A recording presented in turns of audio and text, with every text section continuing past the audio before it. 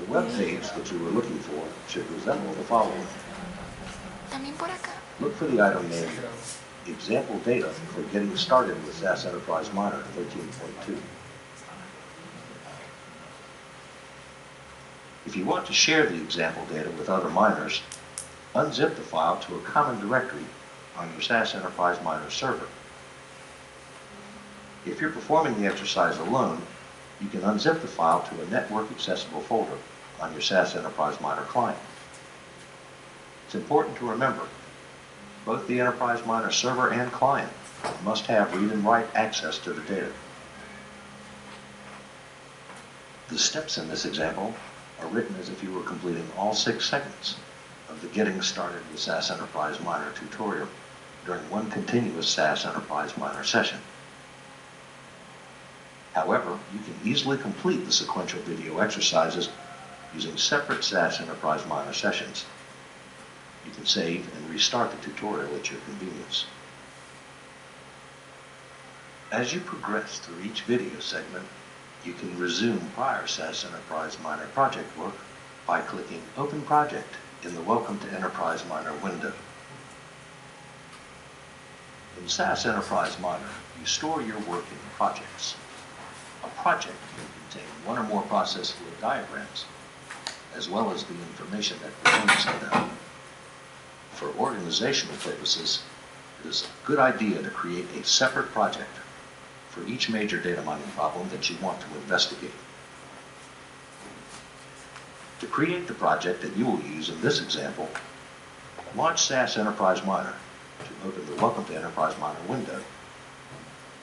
Click New Project. The Create New Project wizard opens. Let's work together through the steps of the Create New Project wizard. Contact your system administrator if you need to be granted directory access, or if you're unsure about the details of your site's SAS software configuration. Select the logical workspace server to use. Most users can select SAS App. If you're unable to use SAS App, ask your SAS administrator for help. Click Next. In Step 2, enter the project name. In this case, enter Getting Started Charitable Giving Example. Next, we'll specify the SAS server directory. The SAS server directory specifies the folder on the server where SAS datasets and other project-generated files are stored. Your site is probably configured so that the default path is appropriate for this exercise. Click Next. The SAS folder location is the directory on the server machine in which the project itself will be stored. Your site is probably configured so that the default path is appropriate for the project that you are about to create. Click Next. Review the summary screen information, then click Finish. Good work. You just created an Enterprise Miner data mining project. In order to access the sample data sets using SAS Enterprise Miner, you must create a SAS library. When you create a library, you give SAS a shortcut name and a pointer to the location in the operating environment where you store your SAS files.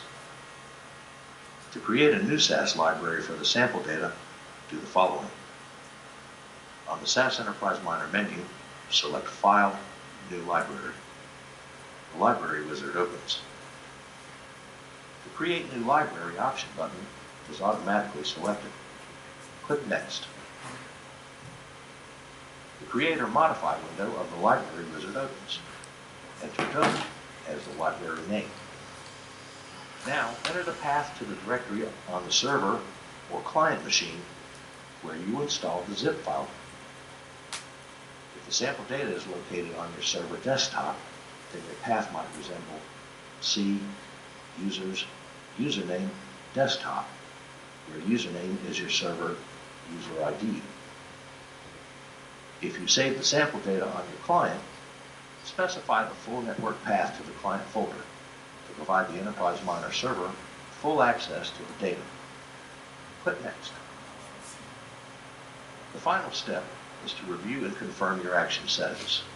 If all your entries are correct, click Finish. Congratulations!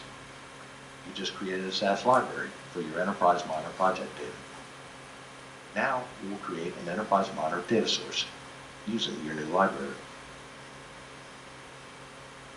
To use sample data that is stored in a SAS dataset in the SAS Enterprise Miner project, you need to define a SAS Enterprise Miner data source. In Enterprise Miner, a data source contains both the data and the metadata that defines and configures an input dataset. Create a new SAS Enterprise Miner data source from the sample data. From the main menu, select File, New Data Source. The SAS Enterprise Miner data source wizard opens. SAS table is automatically selected as the source. Click Next. Enter donor.donor_raw_data as shown as the two-level table name. You can also click the Browse button to use a file utility to select the donor library and within the donor raw data dataset. Click Next. The data source wizard displays a summary of your new table's properties. Click Next. The Metadata Advisor Options window opens. We want to select the Advanced Metadata Advisor. Click Next. The column Metadata Table Editor opens. You use the column Metadata Table Editor to configure variable roles. We need a target variable and an ID variable. Most of the remaining variables will be input variables. To change an attribute, click on the value of that attribute and select a new value from the drop-down list that appears. Here, we will specify variable role assignments for the following variables: cluster code, target B, target D, and control number. Ensure the role for cluster code is set to rejected. Then set the role for control number to ID. Ensure that the role for target B is already set to target. Finally, ensure the role for target D is rejected. All the other variables should display the input role. After you specify the variable role assignments for your dataset, click Next. The Decision Processing window opens. Do we want to build models that are based on decision values, such as expected revenue and cost? Yes. We want to maximize donations and minimize costs. We have cost and revenue information for the process. Select Yes, then click Next. The Decision Configuration window of the wizard opens. We need to enter event probabilities. Select the Prior Probabilities tab. The values in the Prior column reflect the proportions of observations in the dataset for which target B equals 1 and target B equals 0, which are 0.25 and 0.75, respectively. However, as the business analyst, you know that these proportions resulted from oversampling of donors during the prior solicitation. In fact, you know that the true proportion of donors for the solicitation was closer to 0.05 than 0.25. For this reason, you should adjust the prior probabilities to 0.05 and 0.95. On the Prior Probabilities tab, select Yes to indicate that you want to enter new prior probabilities. In the Adjusted Prior column of the table, enter the updated prior probabilities, 0.05 for level 1 and 0.95 for level 0. Now select the Decision Weights tab. Maximize is automatically selected in order to maximize profit in the analysis. What are the decision values for our model? Decision 1 is the decision to mail a solicitation to an individual. Decision 2 is the decision to not mail a solicitation. If you mail a solicitation, the individual does not respond, then your cost is 50 cents, price of postage and handling. However, if the individual does respond, and based on the previous data, you expect to receive a $15 donation on average. Less the 50-cent postage and handling cost, your organization expects $14.50 in profit. Not mail a solicitation, you neither incur a cost nor expect a profit. Enter 14.5 as the average net gain for a positive response, level 1. Enter minus 0.5 as the average donation loss for no response at level 0.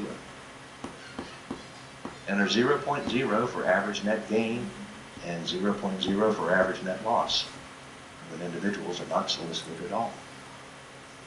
Click Next. The Create Sample window opens after you specify decision weights. Instead of creating a sample of our data, we will use the entire data set to build models. Leave the sample data set query set to No, and click Next. The Data Source Attributes window opens. We want the default attribute of raw to describe the role of our donor raw data set. Leave the default role selection unchanged, and then click Next. The Data Source Wizard summary window opens.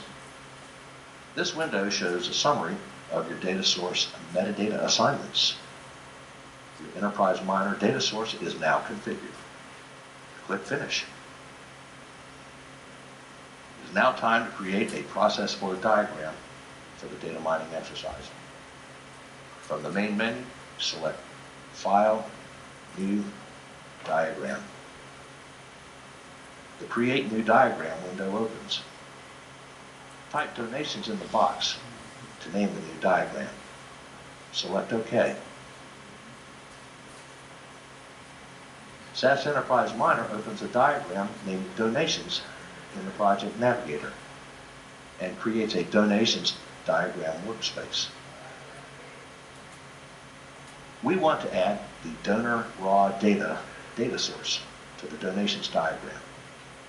It will be the input data node for this exercise. Drag the donor raw data source from the Project Navigator tree to the donations diagram workspace. Good work. Let's summarize the tasks you've completed so far. You just created the following SAS Enterprise Miner entities: an Enterprise Miner project, a SAS library, an Enterprise Miner data source, an Enterprise Miner process flow diagram. In addition, you use the Enterprise Miner data source to place an input data node on your new process flow diagram. This completes the first segment of the Getting Started with SAS Enterprise Miner video series. To continue the tutorial, see the next segment, Getting Started with SAS Enterprise Miner, Exploring Input Data and Replacing Missing Values. SAS Enterprise Miner automatically saves your project work when you close the software. Your project work will be saved and available the next time you open a SAS Enterprise Miner session.